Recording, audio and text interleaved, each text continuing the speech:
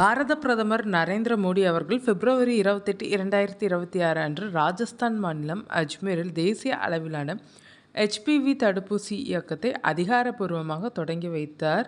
இந்த தடுப்பூசியானது கருப்பை வாய் புற்றுநோய்க்கு காரணமான HPV-16 மற்றும் 18 வகை வைரஸ்களுக்கு எதிராக 93% முதல் 100% வரை பாதுகாப்பு அளிக்கிறது. பிறப்புறுப்பு மறுக்கள் மற்றும் பிற HPV தொடர்பான நோய்களையும் தடுக்கிறது. இந்த தடுப்பூசி சர்வதேச அளவில் அங்கீகரிக்கப்பட்டது. ஊசி செலுத்திய பிறகு 30 நிமிடங்கள் மருத்துவ கண்காணிப்பில் இருக்க அறிவுறுத்தப்படுகிறது. தடுப்பூசிகள் அரசு சுகாதார நிலையங்களில் கிடைக்கும். ஆயுஷ்மான் ஆரோக்கிய மந்திர், சமூக சுகாதார நிலையங்கள், மாவட்ட அரசு மருத்துவமனைகள், அரசு மருத்துவக் கல்லூரிகள். தடுப்பூசி செலுத்த பெற்றோரின் பாதுகாவலரின் டிஜிட்டல் அல்லது எழுத்துப்பூர்வமான சம்மதம் அவசியம்.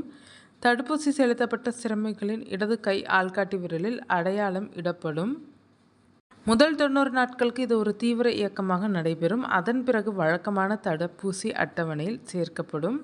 இந்த தடுப்பூசியானது யாருக்கு தவிர்க்கப்பட வேண்டும் என்பது கடுமையான காய்ச்சல் அல்லது உடல்நிலை சரியில்லாத சிறுமிகள், ஈஸ்ட் அல்லது முந்தைய தடுப்பூசிகளுக்கு ஒவ்வாமை உள்ளவர்கள்.